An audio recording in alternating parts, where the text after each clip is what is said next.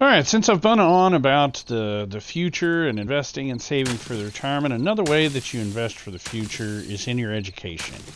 Obviously, if you're actually bothering to watch my videos, then you're interested in your financial education. Some of you may be young and trying to determine what you're going to do, and I would encourage you to think long and hard before you go to college. And what I mean by that is there are other options. It used to be that if you wanted a shot at a good paying job, the answer was go to college, and you'll be able to get that. You'll be able to earn more than a regular student without a college degree. That was the old wisdom. But now that colleges have gotten so expensive, that is no longer the case. What's happening now is it's actually better for you to go and learn a trade. And if you haven't thought about that, if you look down on tradesmen, I would take another look again. The meme has even been circling a lot on the internet these days, about if you don't go to school and get an education, then you'll end up like the garbage man, right? Everybody always looked down on the garbage man, never mind the fact that the garbage man made, $60, $70, $80,000 a year or more, right?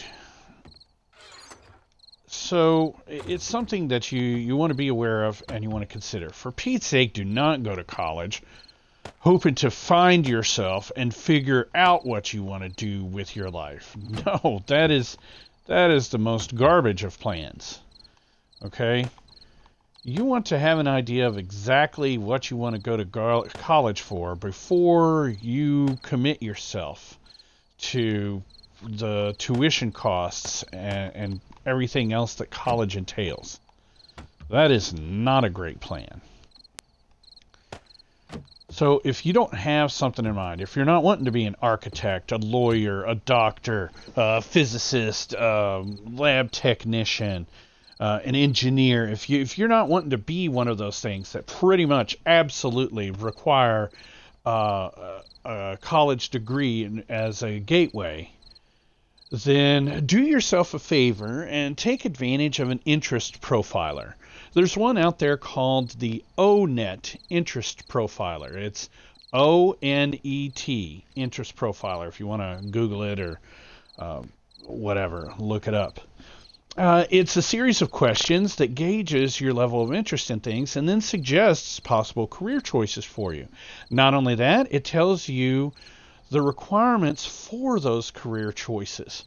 If you don't know what it takes to be, a bulldozer operator or whatever, that's something that the Onet Interest Profiler will help you with.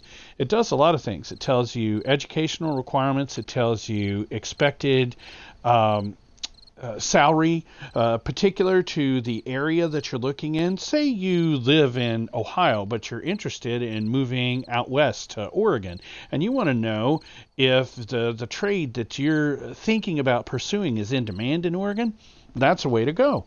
My son did that and discovered that one of the things that may be of interest to him is being a truck driver. And so he's actually looked into truck driving school and started to pursue that as an option. So before you go plunking down big money on a college degree, please, and don't think that I'm just a college degree hater. I actually have 2 degrees and postgraduate work, but I don't use either one of them. Never have. That's the irritating thing. I went to college to be a doctor. I actually was studying pre-med, took all kinds of biology classes and everything else. I enrolled in a mentor program and shadowed a doctor around and got to ask him all kinds of questions. I got to be up in the gallery watching surgery. Hell, when my oldest daughter was born, since I was still planning to go that route, instead of being there on the other side of the curtain holding my wife's hand telling her to breathe, my daughter was born by C-section, and I got to be down in the catcher's seat watching the cutting and everything else.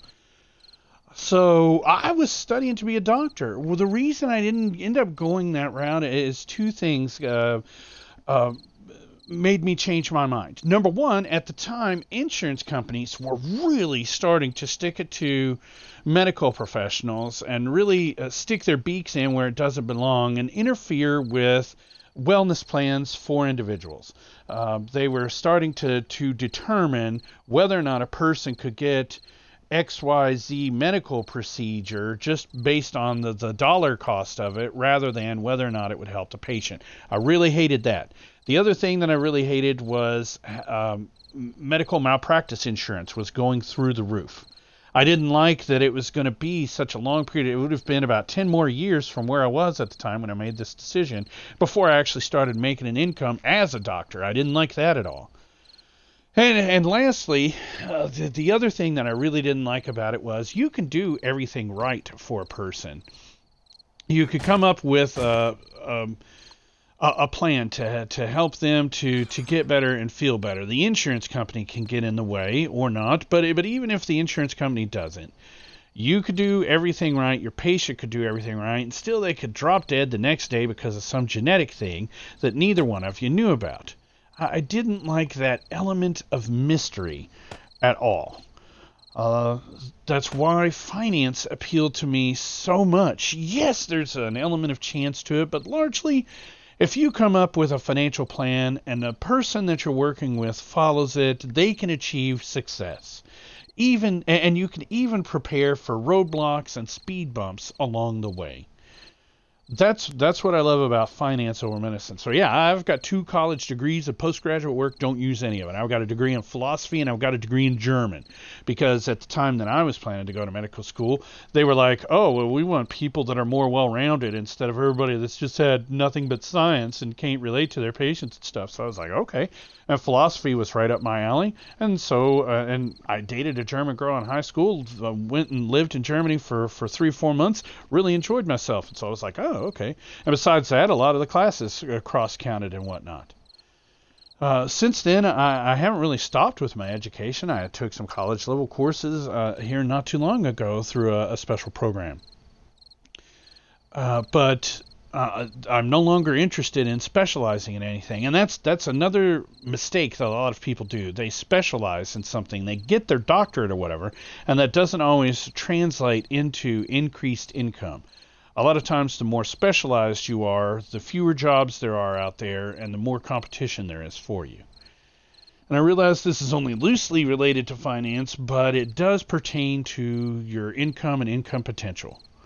Do yourself a favor. Figure out what your interests are and what you might like to do for the next 30 years or 40 years of your life. If you're going to be a person that earns active income, that goes to work and performs a job every day, don't go to college, waste tens of thousands of dollars to figure out who you are before you finally decide what you really want to do. And most of those humanities degrees, English degrees, things of that nature, not marketable. Can't do much of squat with it. I realize this may also seem to be a bit of a rant, but there it is. That's my 2 cents. Take a look at the Onet Interest Profiler. Figure yourself out a little bit before you commit to college. A career in a trade might be a much better fit for you. You'd be surprised. Tradesmen can earn 6 figures a year. And you get to be a little more control of your schedule. Plus, not only that, but you could take that and easily turn that into a business to where you don't have to be out servicing people's plumbing needs or electronics. You can own a business. You can have other plumbers working for you and be running the business. They could be, somewhere fixing people's toilets and running their water lines to their house, and you could be on a golf course somewhere just checking in and kind of monitoring things. That would be a way to go if I were to do everything over again.